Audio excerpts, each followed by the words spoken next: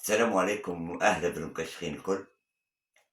الحمد لله عدنا إلى سكة الانتصارات بفضل انتصارنا البارح على نادي بزارتي 2 بلاش، والفضل يرجع للجوهرات الكل اللي عدوا مردود باهي أمس. مقابلة كانت في اتجاه واحد لصالح الترجي. طبعا الجوهرات اللي عند الترجي يعني كلهم لاعبية باهيين، وما نجموش نقارنوهم بلاعبية بنزرت. انتصار كان مستحق. والمدرب نحسه هو لا يسمع الكلام. كلام الجمهور طبعا راهو ثم في حتى فريق ثم ضغط جمهور صحيح. الكل كنا مع بعضنا وشدينا الصحيح أنها المدرب يعني ياخذ بعين الاعتبار كلام الجمهور، وراهو ما تنجمش تكون مدرب ناجح إذا كان ما عندكش ملاعبية باهيين، ملاعبية كونفيرمي كلهم في نفس النيفو، كيما اللي يلعبوا أساسيين وإلا اللي في البنك. وقت تسحق تجبد من البنك تلقاه نفس المستوى. هذه الحاجة اللي يمتاز بها الترجي على بقية الفرق في البطولة التونسية، وبالطريقة هذه نجموا معناها ننافسوا في افريقيا ونلعبوا على ادوار متقدمة في الشامبيونز ليج. ما تقوليش بوزيان اليوم كي هبط يعني ماهوش من ضغط الجمهور، لا، هو الكازاري يعني خلينا نقولوا من جراء ضغط الجمهور هابط بوزيان اليوم. ما تحكيليش وما تقوليش بوزيان كان مضروب ورجع يلعب، لا، هو قبل كان ماهوش مضروب وجت في فترة مرض شوية وبعد رجع لاباس، لكن انت ما عطيتش فرصة اليوم. ضغطت عليك الجمهور وعطيتها فرصة، هذه حاجة مش كوشة. نرجع لانتصارنا البارح. اللاعبين الكل عطاو روندمون فوق الميدان. شفنا البليلي وشفنا الدفاع كان متماسك. بن حميدة كان قلب دفاع مع جلاسي، سكروا الدفاع بصراحة، يعطيهم الصحة برافو ليهم. لكن بن حميدة إذا كان يبدأ على اليمين يبدأ على اليسار، وكما تشوفوا ضد أي منافس يطيح لنا البلوك ويسكر اللعبة، بن حميدة يخرج أوم دي ماتش. بقية الجوارات الكل معناتها أوبيلو ستابل، تقاب صلي على النبي، جبالي زاد كيف كونفيرمي، وبو عالية هدف عالمي عالمي. ديفياسيون دانو بالراس، ملاعب كبير، كرة على البار، عطاه حقها، لكن ذاك هو الغالب ما جت في البار. فهمتني؟ مش معناها ما ماركاش، راهو لا لا. اي واحد في الجمعيه ينجم يماركي. كلهم يخدموا مع بعضهم والحاضر معناها يماركي. الفضل يرجع لل 11 اللي يلعب الكل كيف. كوناتي، صلي على النبي على كوناتي، شفت المراوغات معناها وكل شيء. فقط يعني كان اناني شوي، كان باساها ممكن الزميل كان يماركاها، لكن ما يسالش. نحبوا نتفرجوا في كرة مزيانة ونحبوا نتمتعوا بالكرة، ما يسالش كي تواتي فرصة كيما كاكا. ماذا بينا جواراتنا الكل يبدعوا ويبرزوا فوق التيران. فهمتني؟ آه، من بوزيان الكوناتي تعادل الجبري باش ياخذ الثقة في روحه. الماتش اللي فات ماركا ضد رحيم، واليوم يعاود يماركي ضد نادي بزرتي. هذا من شأن أن يعطيه هكا شوية معناتها ثقة في النفس باش يزيد يماركي في الماتشات الجايين إن شاء الله. ووقت اللي يخرج الريح والرتح ودانو يدخل الجبري نفس القيمة ونفس، على الأقل حتى مش نفس القيمة، يواصل ويماركي ويسجل. هذا كان حاجتنا بيه احنا راه. فهمتني؟ حتى تغششنا على المدرب. وقت اللي نلقوك انت مدرب تسمع الكلام، ونلقوك مدرب تعطي للجوارات حقهم وتعطيهم كل واحد تعطيه فرصة، وتكون معناها في نفس المسافة مع الجوارات الكل وما تحيلش، وكل واحد تعطيه حقه.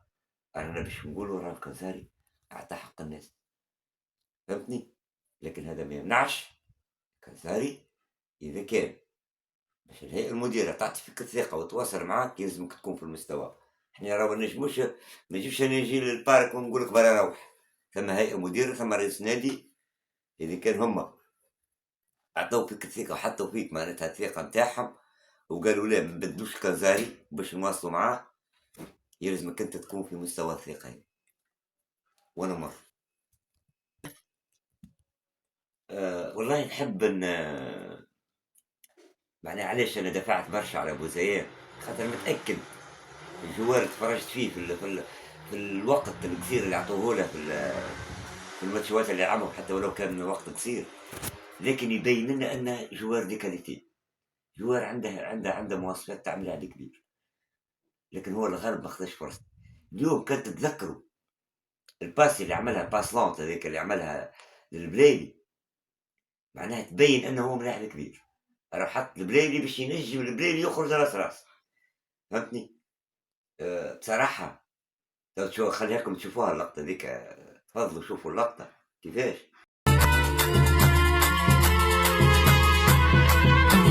زاير بلادنا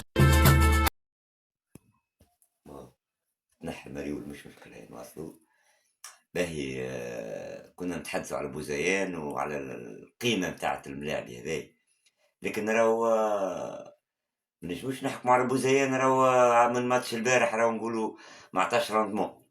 ما تنساش اللي الكنزاري وقت اللي دخل بوزيان لما نتحدثوا على كل شيء، وقت اللي دخل بوزيان راه خرج بوعالي، بوزيان يلعب على اليمين، بوعالي على اليمين، وقت اللي انت تنحي له المهاجم قدامه اللي يلعب قدامه باش يعطيه اكثر نفس هجومي، فهمتني؟ ما تحكمش على بوزيان تقولي بوزيان والله ما عطاش الراجل من عمنا وما لعبش، كيفاش تحبها اليوم؟ مش من اليوم، لازمنا نعطوه فرصه المره الجايه، الماتش الجاي والماتش اللي بعده واللي بعده، وتشوف يولي المردود نتاعها يطلع معناها بشوي بشوي، فهمتني؟ ده تعدوا للقطة أخرى، خاصة البليلي وقت اللي تعويض في الدقيقة 92 الشوفيخة هذيك، تبين لنا أن علاقة المدرب بالملاعبية بتاعه أنها علاقة باهية، علاقة معناها بتاع معناها علاقة معناها فيها ود وفيها معناها ترابط وفيها معناها احترام وتقدير، والجو والامبيونس بتاع معناها يعكس لك الفستيان بتاع الترجي، معناها يبين ان المدرب هو اللي يتحكم في الجروب بتاعه، وهو عنده معناها كما نقولوا عنده معناها كما نقولوا خلينا نقولوا امبيونس باهيه وسط الجروب، ومعناها وانسجام وكل شيء. لكن الاعلام هولها الحكايه، قالوا البلايلي معناها ضرب العكس، فهمتني؟ الكنزاري معناها شوف واخا البلايلي هذيك هي معناها انا عكست الحكايه. عموما الاعلام ديما يحبوا يركبوا على الاحداث ويحبوا ديما يبينوا صورة الترجي، معناتها يحبوا يعكسوها معناها يحطوا ديما الحاجات السلبية، ما يشوفوش معناتها في الكاس شطار الكاس المليان، يشوفوا كيف شطار الكاس الفارغ، وديما يحبوا ديما حاجة ضد الترجي وكهو. على كل نحن كجمعية الترجي بحول الله نحن الأقوى في البطولة التونسية، والترجي معناها شدت الثنية متاعها نقطة على المتصدر، راهي نقطة وراهو متصدر بصفة وقتية، إذا كان توصل الترجي تاخذ المرتبة الأولى ما كنت تعرفوا حتى حد ما عاد يفكرنا البطولة، نبقوا ديما الأولين حتى نكملوا، وهذيك عادة ولا رفدت عنا عادة، وإن شاء الله نواصلوا الانتصارات متاعنا والانتصارات هذه نحبوا وقت نبدو دور المجموعات معناتها ناخذوا الانترونير ياخذ ال11 الأساسيين، وما عادش يتفلسف وما عادش يلبز شوية، ويلعب معناتها الطريقة اللي لازمها تتلعب فوق الميدان، ما عادش يغششنا، رانا نفهموا شوية كورة ميسالش، ونحبوك يا كنزاري إذا كان باش تواصل على راس الترجي معناتها ما عادش تتفلسف، تلعب الكورة ترانزيسيون ولا معناتها خطط تكتيكية واضحة فوق الميدان، وما عادش تفلسيف، يزينا من التفلسيف، فهمتني؟ لكن نحب نرجع لسي حمدي، إذا كان باش تاخذ رأي الجمهور ونظرته للمدرب وكيفاش تلعب الجمعية، صراحة بطولة افريقيا راه حاجة أخرى، ماهيش بطولة تونسية، راه بطولة تونسية راه كي نربحو ماتش راهو عادي، راه خاطرنا عندنا جوارات أقوى من الكل، أقوى من بقية الفرق، لازم نربحوهم، راه ساهل باش تربح في البطولة التونسية، معناتها كي نقولوا لك يا سي حمدي جيب لنا مدرب في قيمة الترجي، البطولة افريقيا راه، فهمتني؟ خاطر باش يقوى الريتم ويقوى الضرب، وقتها المدرب اللي عنده فلسفة قوية وعنده معناها طريقة قوية وعنده ويقرأ معناها الفرق الإفريقية، هذاك المدرب الحاجات نبيه، فهمتني؟ وكي يشوف أنا الكنزاري يزلط في ماتشات مع فرق تلعب على تفادي النزول، كيفاش نتصوره أنا باش يلعب لي ضد صن داونز ولا ضد الجيش الملكي ولا ضد سيمبا ولا ضد يانج افريكان ولا ضد معناها بيراميدز ولا ضد الاهلي، يعني ولا يخاف على جمعيتي، راه من حقنا راهو. هذا هو سي حمدي، راهو انا نحكوا معاك باش تبدل الكنزاري خاطر الريتم في الشامبيونز ليغ الافريقيه راهو مش كيما الريتم نتاع البطوله التونسيه التعيسه نتاعنا. هذا الترجي وقت اللي تشد الريتم وتشد المرتبه الاولى صلي ورفع صباتك، سي البطوله روحت. ما انت تشوف اربع خمسه ماتشات خريطه وتشوف الترجي قديش بعيد على الثاني. جاينا ديربي بعد غدوه نلعبوا كلاسيكو ضد سي اس اس، بحول الله باش نروحوا ب3 بوان. فهمتني؟ نحب نوصي جوارات بركة، رسالة للملاعبية اللي عندهم زوز نظارات، يستحفظوا على أرواحهم، جاينا دربي وما تبداش خاصة البلايلي هكاك تنرفيز، ينحي لنا التنرفيز شوي. بوعايل أخويا إذا كان عندك إنذار كونتر ليتوال والبارح جبت إنذار ضد بنزرت، استحفظ، فهمتني؟ وإذا كان جبت إنذار ضد سي اس اس ما يسالش ما تلعبش ماتش العمران، وفي الدربي لازمنا نسحقوا لك، في الدربي لازمك تكون حاضر، لازم نحافظوا على جواراتنا في الدربي. مقابلة باش تكون صعيبة، لكن الترجي نعرفوه في الدربي يعرف يجيب، يعرف يربح، عندنا ثقافة الانتصارات خاصة في الدربي، صحيح بجمهورهم لكن راه مش أول مرة نربحوهم بجمهورهم. راجعوا الذاكرة تالي شوية وتشوفنا برشا ماتشات ربحناهم، ربحنا الدربي بجمهور نادي الإفريقي. آخر مرة عملوا فهمتني؟ خيرهم العام اللي فات ماتش 3-1.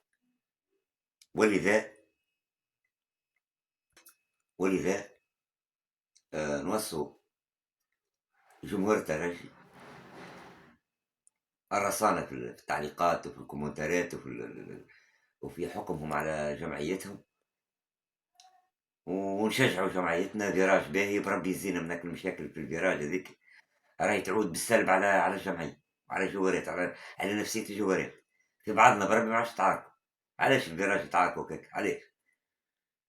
يزينا ماذا بينا توا حتى من تكمل البطولة يحبوا التشجيع والتشجيع والتشجيع، وإن شاء الله البطولة والكاس والسوبر كوب، وبحول الله نهائي بطولة افريقيا ونروحوا بها ان شاء الله كوب